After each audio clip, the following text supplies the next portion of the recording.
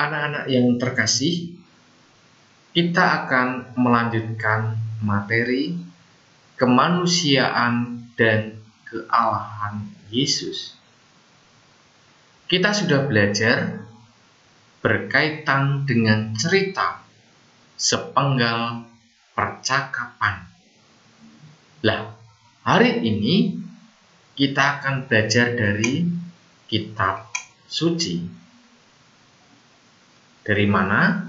Dari Lukas bab 2 ayat 1 sampai dengan ayat 20. Bapak bacakan, kalian menyimaknya.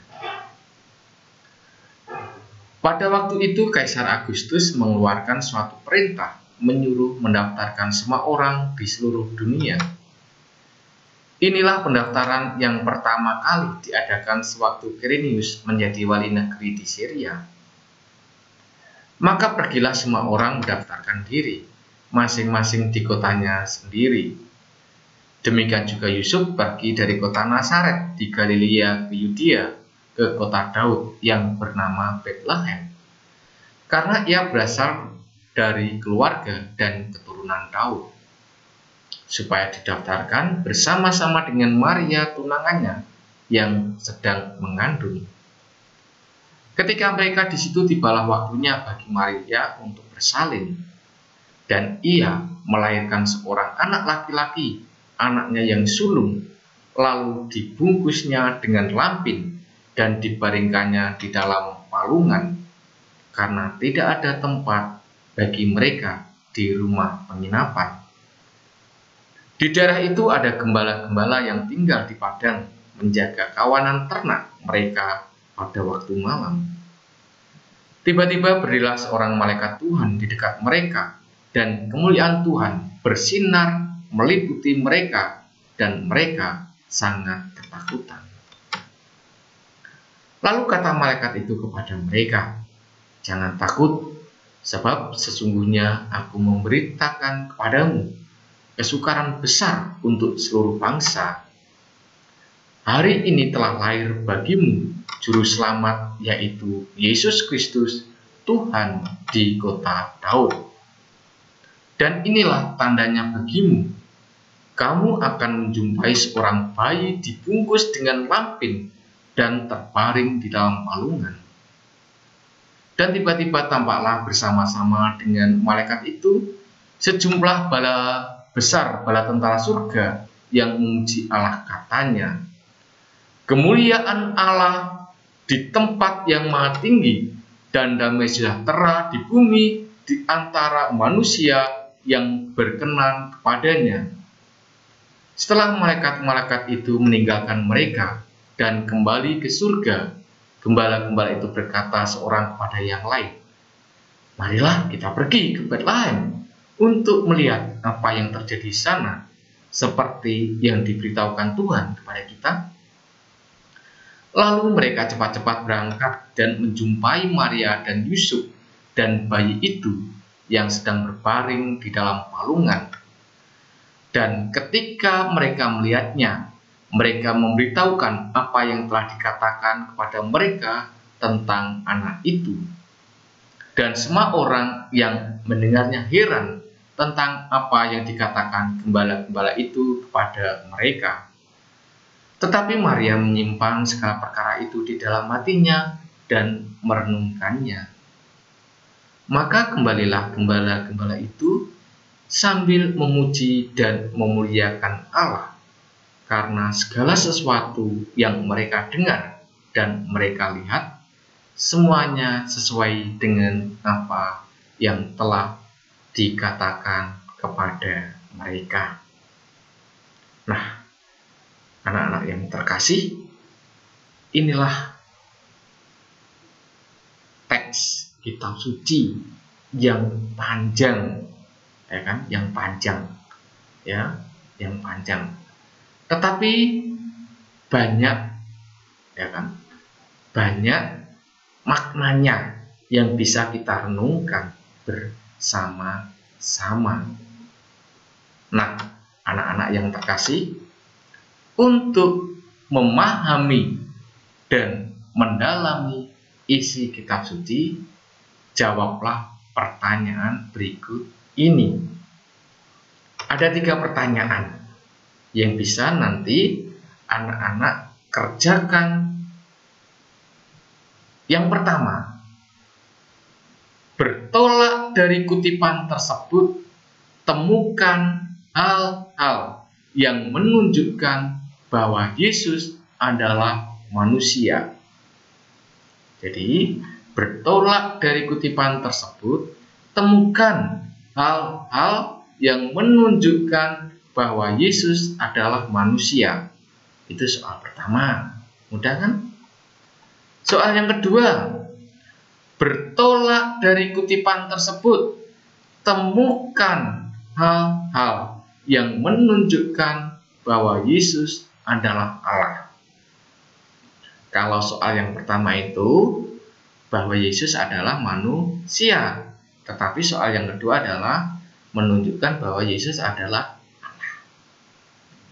Soal yang ketiga, dengan memahami Yesus sungguh-sungguh Allah dan sungguh-sungguh manusia, apa manfaat bagi hidup kalian? Apa sih manfaat dari kalian yang telah belajar dari memahami Yesus sungguh-sungguh Allah dan Yesus sungguh-sungguh manusia? Apa manfaat untuk hidup kalian masing-masing? Nah, anak-anak yang terkasih, tuliskan jawaban kalian di buku. Setelah selesai, silakan foto supaya dapat dikumpulkan kepada guru. Supaya apa? Mendapat nilai. Ya. Jelas ya anak-anak ya? Oke. Lah, mari kita lihat peneguhannya. Peneguhannya yang kayak apa sih? Ketika kita sudah belajar materi ya, kemanusiaan ya, dan kealahan Yesus. Dalam diri manusia terdapat 2 dimensi keberadaannya, yaitu dimensi kemanusiaan dan dimensi ilahi. Keduanya tidak dapat dipisahkan, melainkan satu kesatuan utuh. Tuh ya. Nah, dalam diri Yesus tampaklah secara sempurna bahwa Yesus sungguh manusia dan sungguh Allah.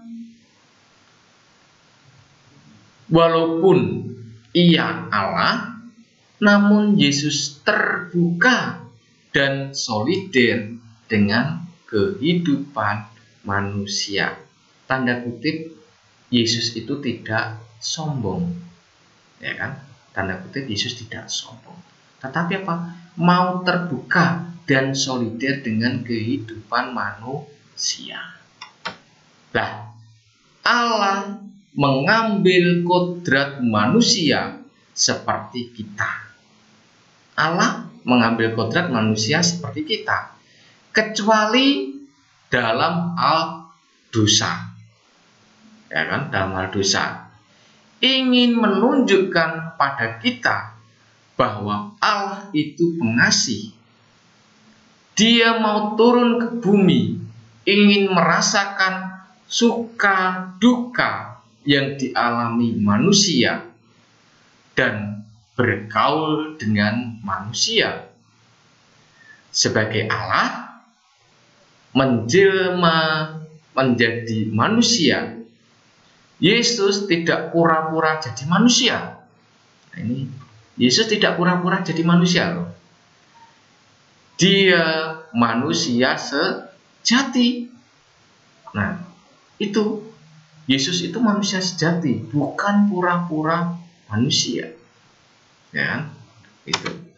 Lah, dimensi kemanusiaan Yesus tampak dalam yang pertama, ya kan? Yesus mempunyai ayah dan ibunya. Jadi Yesus mempunyai ayah dan ibu.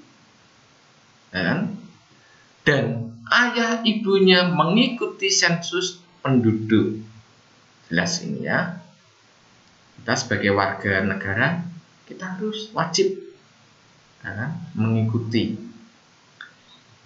Ia dilahirkan dari rahim Maria, ibunya, ya kan? Semua dilahirkan dari seorang ibu kan? Ia lahir di Bethlehem, tempat yang juga biasa dikunjungi manusia pada umumnya. Dan ia berjenis kelamin laki-laki, ya kan? Yesus berjenis kelamin laki-laki, ya kan? Lalu yang B, Yesus bekerja menjadi tukang kayu. Yesus bekerja, ya kan? Yesus bisa marah, merasa sedih, merasa lapar, haus, ketakutan.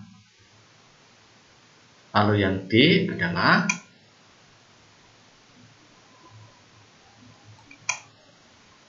kemanusiaan Yesus sangat nampak nyata ketika dia harus mengalami nasib yang dialami oleh semua manusia, yaitu apa? Mengalami kematian. Nah, itulah anak-anak dimensi kemanusiaan Yesus. Nah, lalu yang berikutnya adalah kita akan mencoba melihat dimensi kealahan Yesus nampak dalam yang pertama. Injil Yohanes memberitakan bahwa asal-usul Yesus itu dari Allah. Jadi, asal-usul Yesus itu dari Allah. Itu Yohanes. Ya. Lalu yang kedua adalah warta malaikat tentang kelahiran Yesus kepada para gembala. Hari ini telah lahir bagimu juru selamat, yaitu Kristus Tuhan di kota Daud. Lalu yang C, yang C, kemuliaan bagi Allah di tempat yang maha tinggi dan damai sejahtera, ya, di antara manusia yang berkenan kepadanya. Lalu yang D, ini dari peristiwa mujizat yang dilakukan oleh Yesus. Misalkan peristiwa penggandaan roti, Yesus menyembuhkan orang lumpuh, Yesus membangkitkan anak muda di Nain, sampai pada ketika Yesus naik ke surga. Lalu yang berikutnya, keilahian Yesus juga tampak ketika Yesus bangkit dari kematian. Ya, bangkit dari kematian. Dan tidak hanya sampai di situ, tetapi yang terakhir adalah Yesus naik ke surga. Inilah dimensi kealahan Yesus. Ya kan? Ini dimensi kealahan Yesus.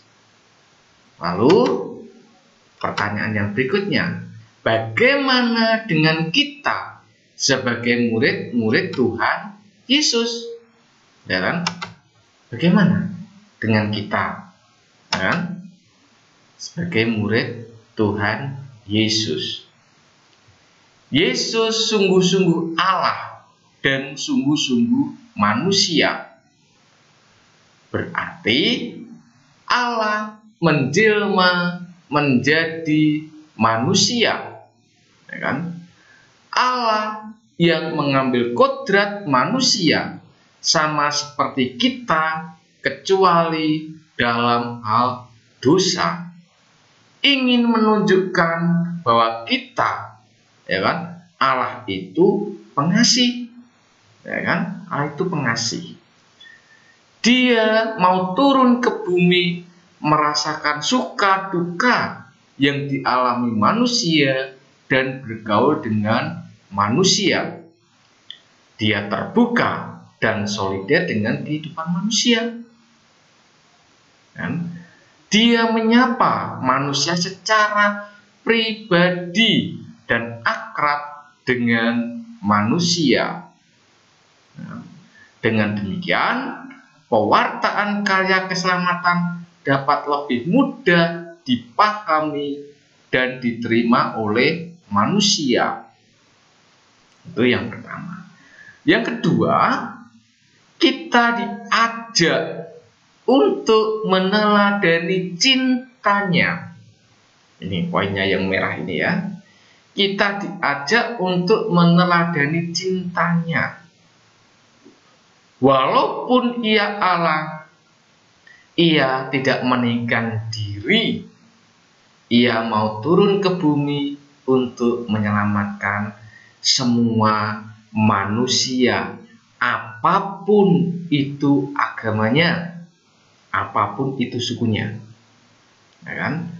Yang berikutnya, kita patut bersyukur kepadanya karena Allah sungguh baik. Ia sungguh mengasihi kita dan tidak membiarkan kita binasa karena dosa. Nah, anak-anak yang terkasih, mari kita refleksikan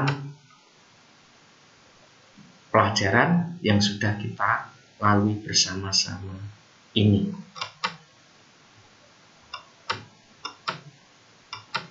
Anak-anak yang terkasih, hari ini kita sudah belajar tentang Yesus, sungguh Allah dan sungguh manusia. Allah yang Maha Tinggi rela menjelma menjadi manusia sama seperti kita. Dia merendahkan dirinya demi menyelamatkan hidup kita tanpa kecuali. Bagaimana dengan kita? Maukah kita bersikap rendah hati? Tidak menyombongkan diri. Aku lebih kaya? Aku lebih hebat? Aku lebih pandai? Maukah kita solider dengan orang lain?